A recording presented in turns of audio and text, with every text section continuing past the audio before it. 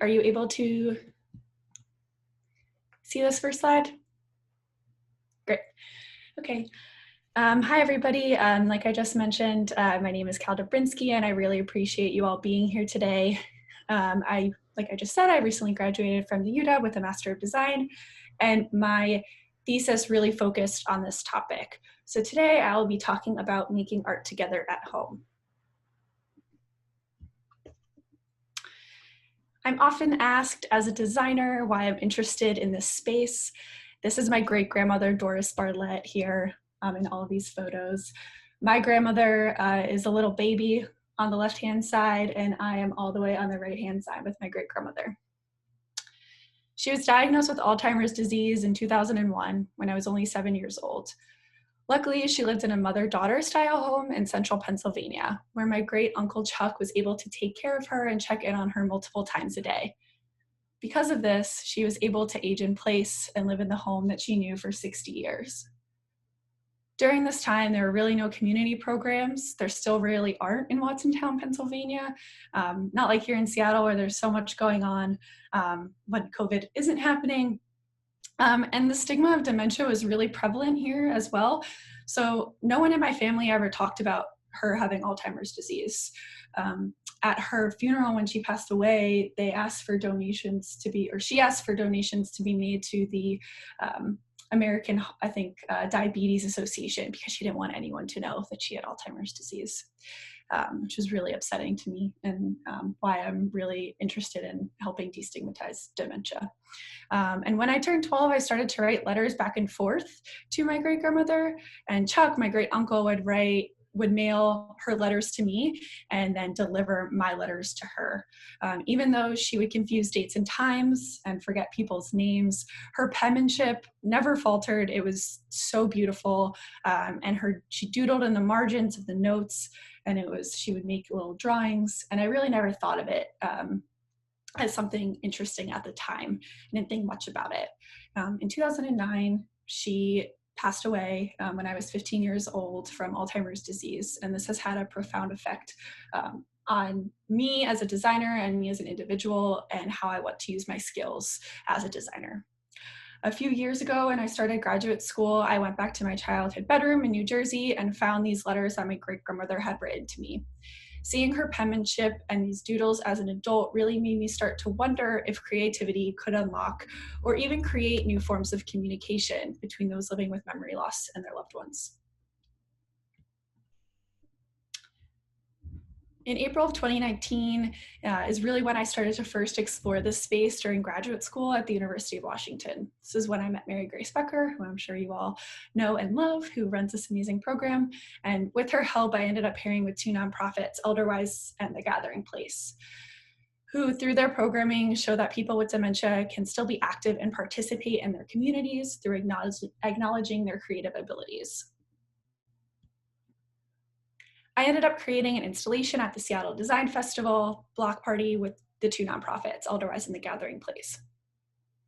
The goal of the installation, which was titled Looking Forward, was to shift public perception of dementia and refine misconceptions through showcasing artwork and narratives that were created at both Elderwise and The Gathering Place.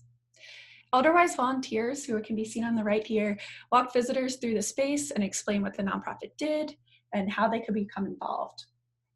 So these are all paintings, watercolor paintings that were created by folks at Elderwise, which are so beautiful. I was able to go there and experience this, and I was just in awe of what they could create. It was so beautiful.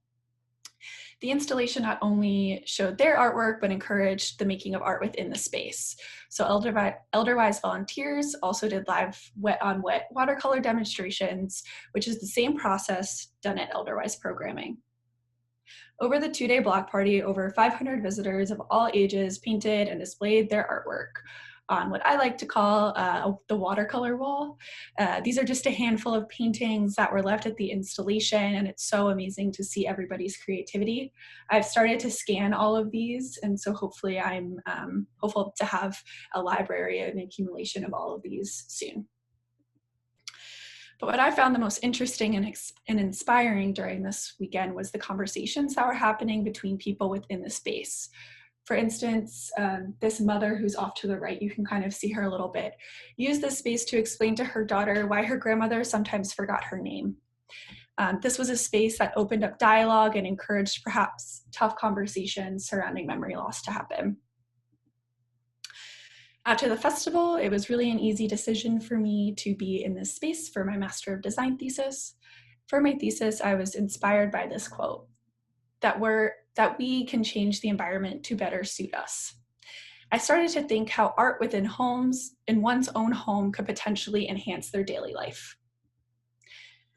I started to volunteer at the Fright Art Museum in their Bridges program, where I was able to make art with folks living with dementia. Mary Grace came to the volunteer session and provided us with some wonderful tips for communication. And I really do think that these tips and insights should and could be transferred into in-home art making, which include face the person, to have direct eye contact, to speak slowly and clearly, to speak to the person, not about them, to focus on the whole person, to allow time and space for a response, and to speak in a relaxed manner.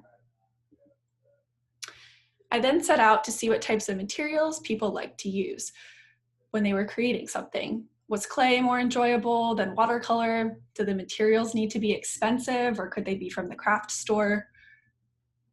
And what I saw was that each person, this was at Klein Gallen Home down in South Seattle in the memory unit, that each person wanted to use different materials, which was really amazing. So about 10 folks came and made art with me for about an hour, and every single person wanted to use something different. So some folks were using crayons and colored paper, while others opted for watercolors and markers.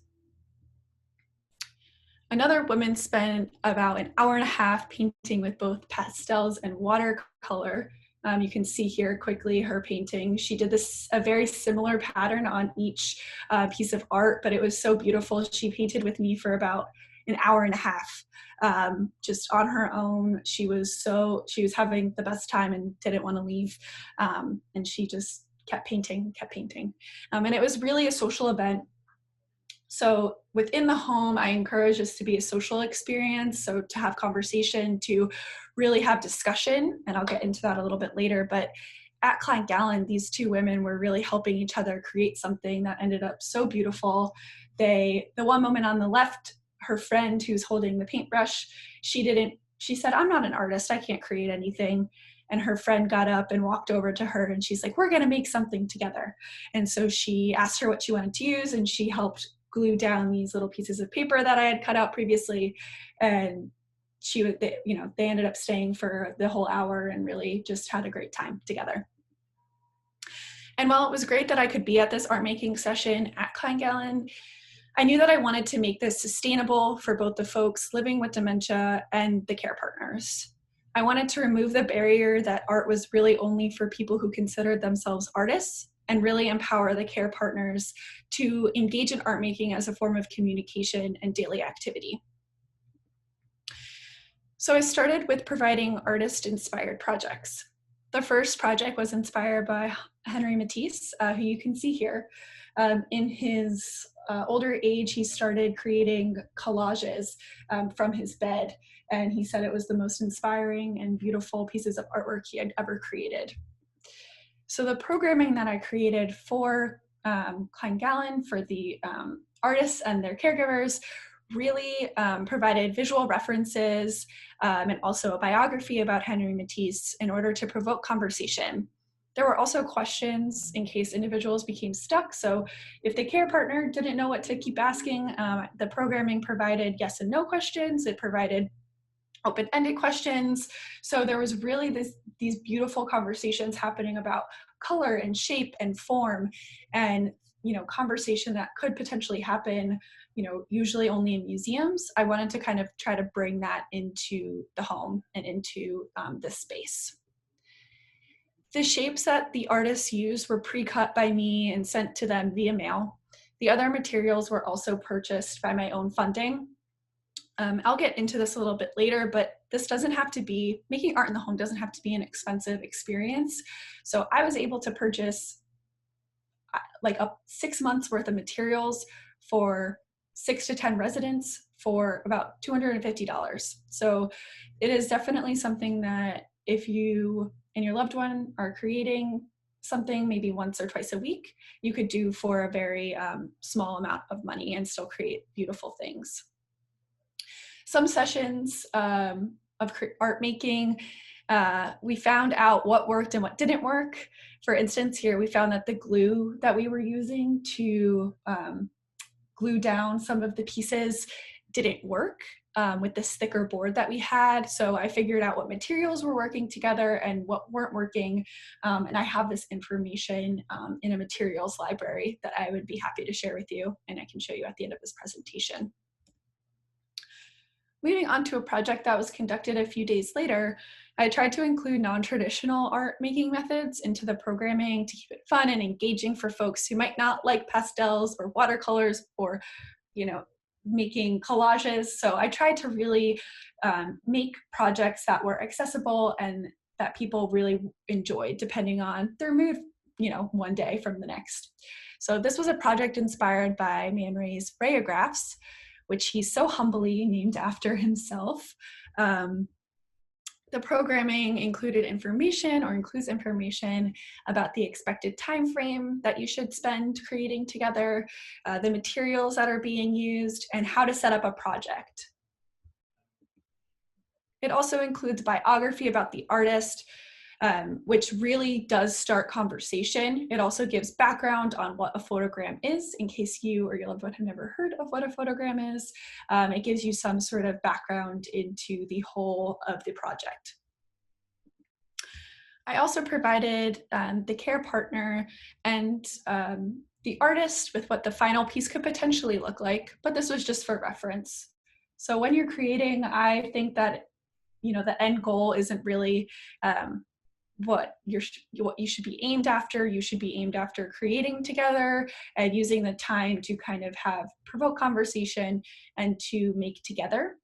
In my opinion, it doesn't really matter exactly what the end goal or what the end piece is. This was just kind of a guardrail in case they were a little confused with this type of paper if they've never used it before. We took insights found from a few of the projects prior, and we decided to use natural objects with defined textures and moved outside to stimulate the artists. So this is something that you can do. If it's a beautiful day outside, you don't have to always make art inside. You can take the materials and go outside. This was a project that used sandpaper, and when natural objects were laid down, the sun exposed the paper. And it really just shows what you can do with all of these different types of materials. They turned out so amazing. Each artist made about 3 to 4 compositions, and they wanted to make more and more and more. Each pack of this paper comes with, I think, about 50 sheets. So it's it's accessible for multiple times to create something. It's an unusual material. And so people were really excited about using this material instead of, say, watercolor like they use every day. Next, I tried to implement a non-artist specific project, which was inspired by a researcher from University of British Columbia, Gloria Praveen. And here are just some examples of the masks that we showed. In this specific project, I also included audio and visual videos, which the artists really loved watching. They were so enamored with all three videos. They provided conversation pieces and set the rest of the tone for the art making process. So something that I encourage you all to do is maybe watch a 2 to 5 minute clip. I have all of this information in a document that I'd be happy to share with any of you that are interested in going down this route. But I think providing sensory stimulus things like video is really great because it provokes audio, visual, it's not just tactile. The care partner and the individual living with dementia should really be creating together. So I was in a virtual setting, so that's me up on the top left, and I created my own mask during this time with the artist, and we created together, and we had interesting conversations throughout the art making. And she was asking me what I was making, I was asking her what she was making, and she decided that she wanted to use purple and red because those are the colors that she was really interested in that day. And it was just really amazing to see her deciding on what she wanted to use and what materials she liked. So I do encourage that if you're going to make art together, to actually make it together, to not just one person's making it. If you could both make it, I think that opens up conversation and allows for really amazing things to happen during this time. And during this session, during when we were making art together, this resident said to me, she looked at me on the screen and she proclaimed, "I am really, truly in love with myself right now." And that just made me feel so happy. And it was amazing to see her she was so full of emotion and so happy. And there's a million other quotes I could pull from this, but this was my favorite one throughout this time. The 4 artists who created these masks maintained focus for 1 hour and 20 minutes, which was a really long time for all of them to want to create together. This could have been a mixture of the music playing, the videos that were provided that were pretty educational. There was also like dimensionality to this piece, which was really nice. But the care partner told me that she had laid out all of the masks once the women were done creating them, and all the other residents at Klein Gallen came over and were just enamored by what they had created. And so it opened up discussion between residents and between friends and between people who she said hadn't been in contact with in a while. And so it was just an amazing thing to see happen afterwards. And here are some of the tips that I offer for creating art in your own home. To plan for a certain time of day. I found that when I ran the art making with Klein Gallen, that mid-afternoon worked the best, but everyone's different, so it might take a few times to get it perfect. You could try for the morning. The morning session that I had with them, they were all excited for lunch, so they all left about 20 minutes into it. So just making sure that you have enough time to set up, to clean up. About an hour is enough time. But you want to make sure that you're not rushing yourself or your loved one throughout this process. It should be a really, you should be engaged. To provide about 1 to 3 materials per project. So too many materials and it can become frustrating to try to incorporate them all, but too little, it can become a little boring sometimes. So it depends on the level of attention that you want to give to the project. I found that providing a prompt if you're stuck is the best way to start creating. I have a ton of them. If you would like, I'll show you the library that I have. But oftentimes we need a little inspiration. Sometimes I need a lot of inspiration to start designing, but the programming I created has a lot of content for you and your loved one to look at if you're stuck coming up with a project or even knowing where to start. To engage the senses through a range of mediums, so different types of materials, including audio, visual, and textural objects. You can also play music. I think that every session, that art making session that we had, we played some form of classical music and the women loved it. And they were just in such a different headspace than they were prior without this music playing, which was really interesting. To make sure you ask each other questions along the way. So this will prompt discussion, and if you have a question, it's likely that the other person has the same question, so you can have a conversation about it. And then finally, to mix up materials for each project. So sometimes you might feel like using clay or painting watercolor or painting a mask.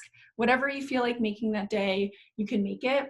So even if you want to purchase, or if you don't want to purchase materials, you can find something that you have in your house. You can use magazine clippings to make a collage, or you can use cut computer paper to draw. I have created a project library, a materials library that I'd be happy again to share with anyone if you're interested. I'm hoping to create a website or some sort of online portal so that anyone can download this content and then share the work with others so that you can post and kind of see each other's work. I'm hopeful that I can start working on that sometime soon, but for now it's kind of just in this Google Excel document. If you'd like to have access to it, please let me know. Even if you just, if you want to spend about $10 to $25, you can still buy a plethora of these materials in order to start making. It doesn't have to be an expensive thing. You don't have to purchase the most high-end, materials in order to make something beautiful. If you also don't feel comfortable leaving your home at this time, you can always order things online from Michael's or Amazon. And if you need help ordering anything, please let me know. You can email me and I'd be happy to help you out with that. But everything in the materials library is linked either through Amazon or Michael's, and you can click it and order it quickly. And I wanted to leave you with this quote from a resident at the Summit Memory Unit where she said, "The best thing is that you can be 100 and still paint." So I encourage you all to either today or this weekend get creative and spend some time painting or doing something that you really enjoy. And if you'd like to stay in touch, again, my name is Dobrzynski. I have a website, which is caldoby.com, and you can email me if you would like to have access to the materials library and projects library. Thank you very much.